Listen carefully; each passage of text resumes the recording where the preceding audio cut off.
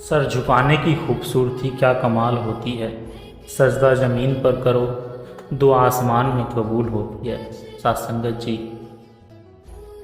निरंकार के सामने सर झुकाने की खूबसूरती आशा करता हूँ। साथ संगत जी, निरंकार की कृपा से आप सभी अच्छे होंगे, स्वस्थ होंगे।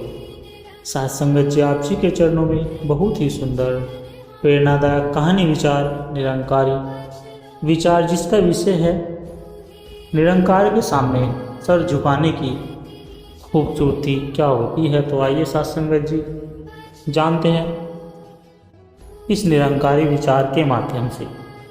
साथ संगत जी, सत्संग में अक्सर यह वाक्य सुनने को मिलता है कि निरंकार के सामने जो सर झुकाता है वही जीवन में ऊपर उठता है। यह झुकना कोई कमजोरी नहीं बल्कि एक दिव्य शक्ति की पहचान होती है। जब मनुष्य अपने घमंड, मोह और अहम को छोड़कर निरंकार के चरणों में समर्पण करता है तो वह वास्तविक रूप से ऊपर उठता है, ज्ञान में, प्रेम में, सेवा में और सुख में। साथ संगत जी, आज की यह कथा एक ऐसे युवक की है जिसने जीवन के हर उस मोड़ पर हार का स्वाद चखा, लेकिन जब उसने निरंकार के आगे सर झुकाया, अपने आप को समर्पित कर दिया, तो उसकी ज़िंदगी में एक ऐसा प्रकाश फैला जो न केवल उसको बदला बल्कि उसके माध्यम से कई औरों का भी जीवन रोशन हुआ। साथ संगत जी, विनय नाम का एक युवक दिल्ली के एक प्रसिद्ध कॉलेज में पढ़ता था। तेज दिमाग था, आत्मविश्वास से भरा हुआ था और हर चीज में आगे था। लेकिन उसके साथ साथ उसमें एक अवगुण भी बढ़ रहा था। वह अवगुण था घमंड। वह सोचता था, मैं खुद ही सब कुछ हूँ, किसी ईश्वर, गुरु या समाज की जरूरत नहीं। विनय दूसरों को छोटा समझता, अपने माता पिता को भी केवल साधन मानता था। उनके मन में न सेवा थी न श्रद्धा, बस सफलता के ऊपरी सोपान पर खड़े होकर वह खुद को परम मान बैठा था। साथ संगत जी, एक दिन उसके साथ एक ऐसा हादसा हुआ, एक बड़ा बिजनेस प्रोजेक्ट जिसमें उसे भारी धन और इज्जत लगा दी थी, उसमें वह असफल हो गया। दोस्त दूर हो गए, परिवार भी खफा हो गया। एक दिन अकेले पार्क में बैठा वह सोच रहा था कि मैं तो सब कुछ जानता था, फिर क्यों गिर गया। तभी एक बुजुर्ग पास में आए और मुस्कुराते हुए बोले, बेटा, जब मनुष्य खुद को सब कुछ मानने लगता है तब प्रभु से झुका देते हैं ताकि वह अपनी असली ऊंचाई देख सके। उसी बुजुर्ग ने विनय को सत्संग में बुलाया। पहले तो वह हंसा, पर मन की बेचैनी उसे खींच लाई। सत्संग में वो सुनता था, जो निरंकार के आगे झुकता है वो कभी झुकाया नहीं जाता। जो वाक्य कभी आत्मा को छू गया। सत्संग खत्म हुआ तो वह नतमस्तक होकर बोला, हे निरंकार, हे ईश्वर, हे परमपिता परमात्मा, अब तक जो सिर ऊंचा किए फिरा, आज उसे तेरे आगे झुकाता हूँ। विनय की जिंदगी में बदलाव आने लगे। वह रोज सत्संग में आने लगा, माता पिता की सेवा करने लगा और समाज में छोटे छोटे कार्यों से सेवा करने लगा। उसके चेहरे पर एक अलग ही तेज था और वह तेज विनम्रता का तेज था। वो अब दूसरों की मदद करता, निरंकार के भजन गाता और लोगों को भी प्रेरित करता। जो भी मेरे जैसा अहंकारी हो वह एक बार निरंकार के सामने सर झुकाकर देखे, निरंकार के सामने समर्पण कर देखे। कुछ समय बाद विनय के पास एक बड़ी नौकरी का ऑफर आया, लेकिन शर्त थी, उसे अपने आध्यात्मिक जीवन और सेवा को त्यागना होगा। उसने सोचा, फिर सत्संग की एक बात याद आई, सच्चा झुकाव कभी स्वार्थ में नहीं बदलता। उसने नौकरी ठुकरा दी और छोटे स्तर पर ही काम शुरू किया, लेकिन समर्पण के कारण काम धीरे धीरे बढ़ता गया। निरंकार ने उसका हर कदम में साथ दिया। विनय अब एक आदर्श बन चुका था। उसके जैसे सैकड़ों युवाओं ने सिर झुकाया और जीवन की सच्ची ऊंचाइयों को पाया। उसके शब्द ये होते कि सर झुकाने से कोई छोटा नहीं होता, वह तो ऊंचा उठने की पहली सीढ़ी होती है। जिसने निरंकार के आगे सर झुका दिया उसे दुनिया कभी झुका नहीं सकती।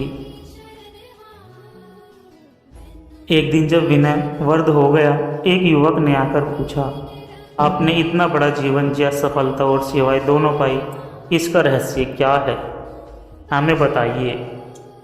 विनय ने मुस्कुराकर कहा, मैंने जब भी सिर ऊंचा किया गिरा, और जब सिर झुकाया तब उठा, बस यही है सच्चा सौदा।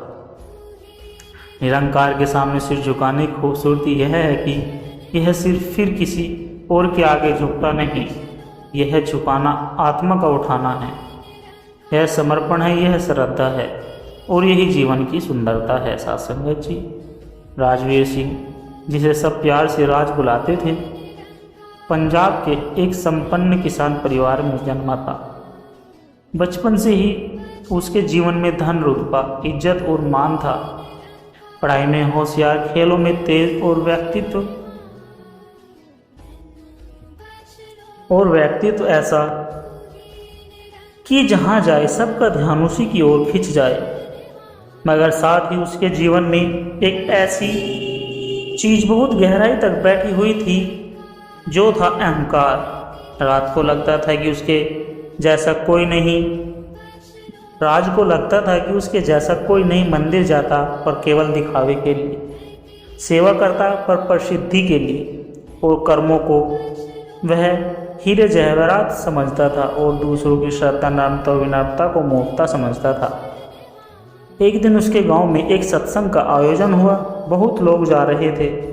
उसके पिता ने भी आग्रह किया कि राज चल, लेकिन राज ने कह दिया, मैं वहाँ क्या करने जाऊँ, मेरे पास सब कुछ है। सत्संग उन लोगों के लिए है जिनके पास कुछ नहीं। राज की ये बात सुनकर उसके दादाजी, जो एक सच्चे भक्त, चुपचाप सत्संग में चल दिए, मगर उन्होंने कुछ नहीं कहा। बस एक वाक्य बोला, बेटा, जीवन में कभी ऐसा वक्त आता है जब इंसान के पास सब कुछ होते हुए भी वह खुद को खो बैठता है।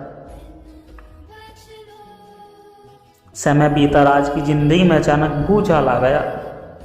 उसके खेतों में बीमारी फैल गई, बैंक से लिया कर्ज बढ़ने लगा, और कुछ ही महीनों में उसकी आर्थिक स्थिति डगमगाने लगी। दोस्त जो पहले हर समय उसके इर्द गिर्द रहते थे, अब किनारा करने लगे।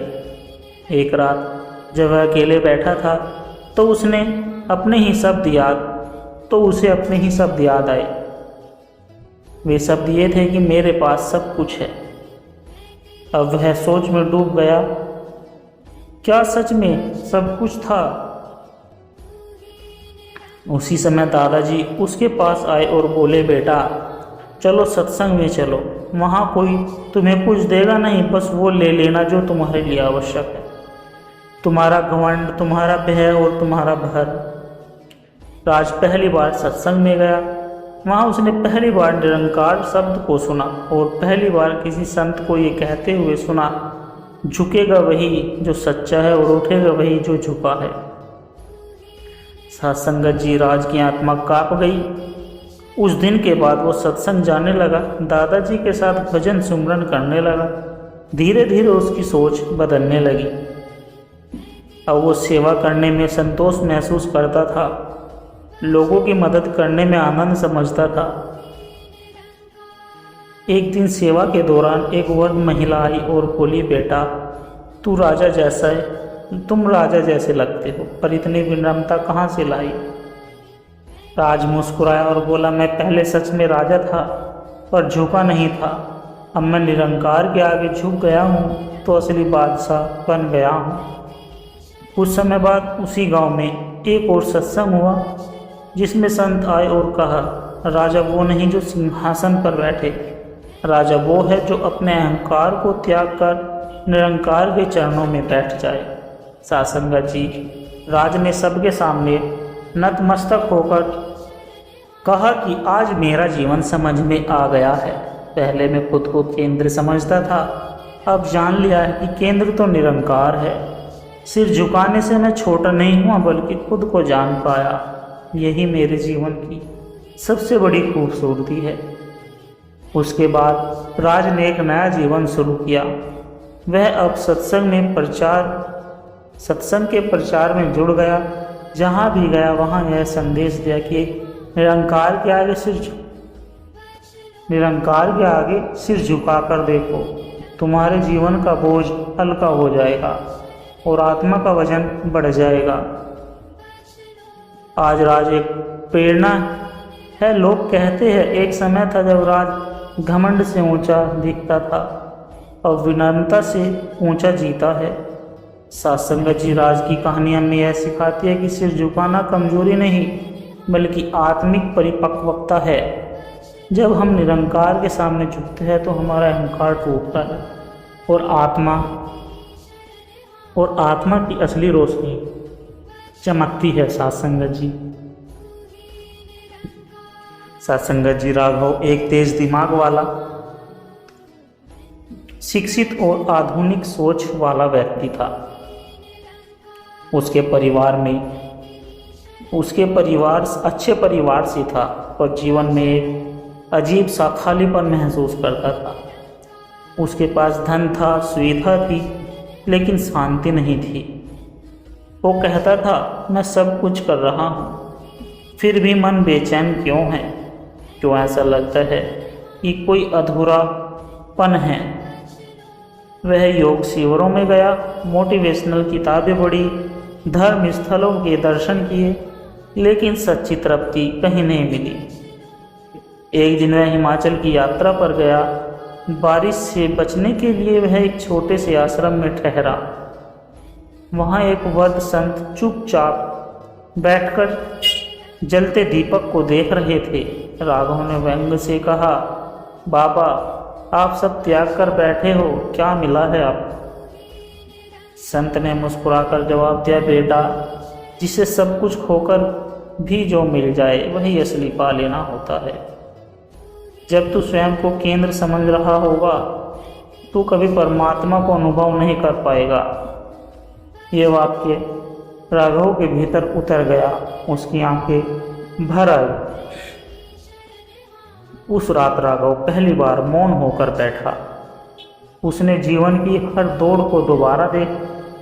वह कितना भागा, कितना पाया, लेकिन वह कभी रुका नहीं। सुबह संत ने उसे सुमिरन सिखाया। उन्होंने कहा, ईश्वर दूर नहीं, तू ही दूर है। हर श्वास में, हर कण में उसी की आहट है, पर जब मन शांत होता है तब वो सुनी जाती है। राघव कुछ दिन वहाँ रुका, सेवा की, भजन में बैठा, संतों की बातें सुनी। हर दिन जैसे उसके मन का एक पर्दा हटता गया। जब राघव लौटा तो सबको लगा वह अब आश्रम ही जाएगा, लेकिन नहीं, वह अपने ही शहर में रहा। नौकरी भीगी पर भीतर से बदल गया था। अब वह हर काम से पहले सुमिरन करता, हर व्यक्ति को निरंकार का अंश मानता, हर दुख को प्रभु की योजना समझकर सहन करता था। उसने अपने जीवन में एक बात पक्की कर ली कि मैं संसार में रहकर भी आत्मा से जुड़ा रह सकता हूँ, बस निरंकार से जुड़ाव सच्चा हो। कुछ वर्षों बाद राघव सत्संग करवाने लगा। लोगों को कहता, ईश्वर तुम्हें खोज नहीं रहा, वो तो यही है, पर क्या तुम उसे सच्चे मन से पुकार रहे हो? एक बार एक युवक ने पूछा, क्या ईश्वर केवल भजन, पूजा या मंदिर में मिलता है? राघव ने कहा, नहीं, वो हर जगह है, पर जब तू अपनी मैं को छोड़कर तू में समा जाता है तब वो खुद सामने आ जाता है। राघव अब वृद्ध हो चुका था। एक दिन वह अपनी अंतिम यात्रा पर था। लोगों ने कहा, बाबा आपने तो कुछ मांगा ही नहीं जीवन भर, फिर क्या लेकर जा रहे हो? राघव ने मुस्कुराकर कहा, मैं कुछ नहीं लेकर जा रहा, मैं खुद को वहीं छोड़ आया हूँ जहाँ पहली बार सिर झुकाया था, उनके दर पर सच्चे मन से। साथ संगत जी, यह कहानी हमें सिखाती है कि जीवन में बाहरी उपलब्धियाँ तभी सार्थक होती है जब भीतर शांति हो, निरंकार से जुड़ाव हो, सेवा का भाव हो और सच्चा समर्पण हो। साथ संगत जी, यही जीवन की असली पूंजी है। सत्संगत जी दास के द्वारा कहे गए प्रेरणादायक कहानी विचार यदि आप जी को अच्छे लगे हो, वीडियो को लाइक करें, शेयर करें, कमेंट बॉक्स में धन्य निरंकार जी जरूर लिख दें और दास को आशीर्वाद दे। हर रोज आप जी के चरणों में ऐसी एक सुंदर प्रेरणादायक कहानी विचार लेकर आता रहूं। और सत्संगत जी दास की प्यार भरी विनती आप जी के चरणों में, जिसने भी अभी तक दास के चैनल को सब्सक्राइब नहीं किया तो कृपया संतो दास के चैनल को सब्सक्राइब जरूर कर ले। सत्संगत जी प्यार से कहना, धन्य निरंकार जी।